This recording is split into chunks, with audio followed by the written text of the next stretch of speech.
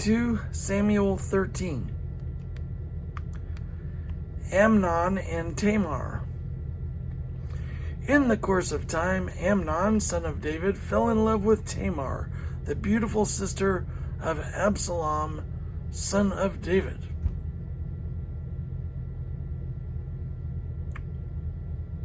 Maybe then the daughter of David. Amnon, son of David, fell in love with Tamar, the beautiful sister of Absalom, son of David. It's his own sister, isn't it?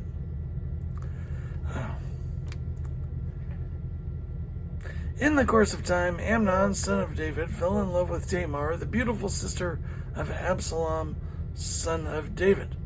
Amnon became so obsessed with his sister Tamar that he made himself ill.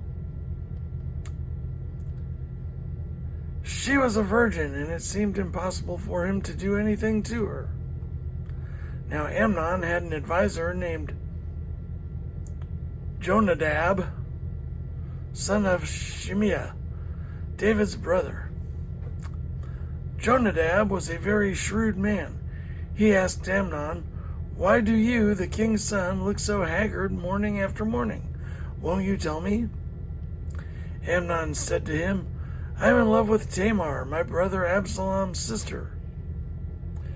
"Go to bed and pretend to be ill," Jonadab said. "When your father comes to see you, say to him, 'I would like my sister Tamar to come and give me something to eat. Let her prepare the food in my sight, so I may watch her, and then eat it from her hand.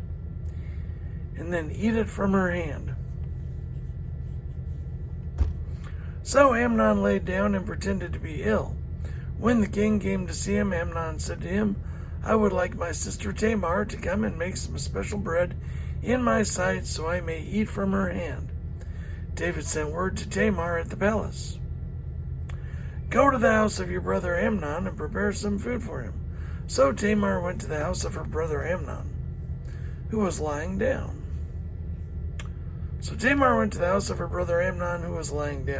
She took some dough, kneaded it, made the bread in his sight, and baked it. Then she took the pan and served him the bread, but he refused to eat. "Send everyone out of here," Amnon said. So everyone left him. Then Amnon said to Tamar, "Bring the food here into my bedroom, so I may eat from your hand." And Tamar took the bread she had prepared and brought it to her brother Amnon in his bedroom. But when she took it to him to eat, he grabbed her and said, "Come to bed with me, my sister." "Come to bed with me, my sister." "No, my brother," she said to him, "don't force me. Such a thing should not be done in Israel. Don't do this wicked thing. What about me? Where could I get rid of my disgrace? And what about you? You would be like one of the wicked fools in Israel.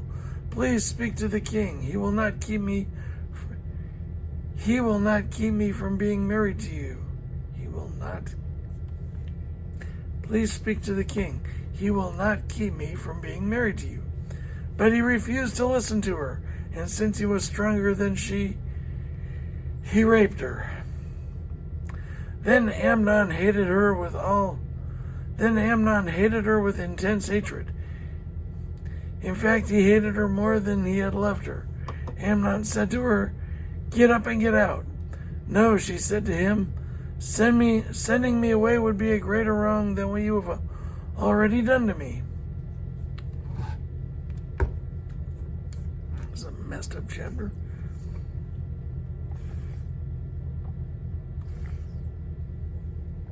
But he refused to listen to her. He called his personal servant and said, "Get this woman out of my sight and bolt the door after her." So his servant put her out and bolted the door after her. She was wearing an ornate robe, for this was the kind of garment the virgin daughters of the king wore.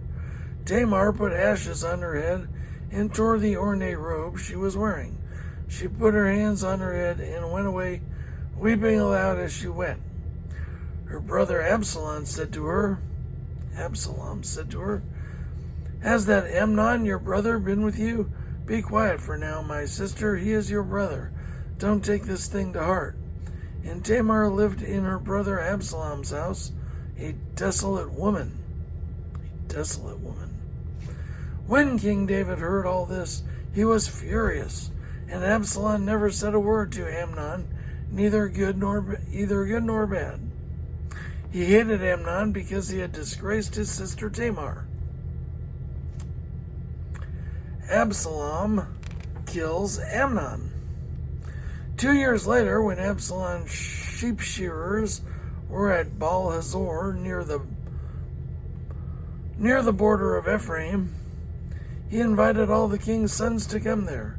Absalom went to the king and said, "Your servant has had shearers come. Will the king and his attendants please join me?" "No, my son," the king replied. "All of us should not go. We would only be a burden to you." Although Absalom urged him, he still refused to go, but gave him his blessing. Then Absalom said, "If not, please let my brother Amnon come with us." The king asked him, "Why should he go with you?" But Absalom urged him, so he sent with him Amnon and the rest of the king's sons. Absalom ordered his men, "Listen, when Amnon is in high spirits from drinking wine, and I say to you, 'Strike Amnon down,' then kill him. Don't be afraid. Haven't I given you this order? Be strong and brave." So Absalom's men did to Amnon what Absalom had ordered. Then all the king's sons got up, mounted their mules, and fled. While they were on their way, the report came to David, "Absalom has struck down all the king's sons. Not one of them is left." The king stood up, tore his clothes, and lay down on the ground, and all his attendants stood by with their clothes torn. But Jonadab, son of Shimeah, David's brother, said, "My lord should not think that they killed all the princes. Only Amnon is dead. This has been Absalom's express intention ever since the day Amnon raped his sister Tamar. My lord, the king should not be concerned about the report that all the king's sons are dead. Only Amnon is dead." Meanwhile, Absalom had fled. Now the man standing watch looked up and saw many people on the road west of him coming down the side of the hill. The watchman went and told the king, "I see men in the direction of Horonaim on the side of the hill." Jonadab said to the king, "See, the king's sons have come. It has happened just as your servant said." As he finished speaking, the king's sons came in wailing loudly. The king, too, and all his attendants wept very bitterly. Absalom fled and went to Talmai, son of Ammihud, the king of Geshur. But King David mourned many days for his son. After Absalom fled and went to Geshur, he stayed there 3 years. And King David longed to go to Absalom, for he was consoled concerning Amnon's death.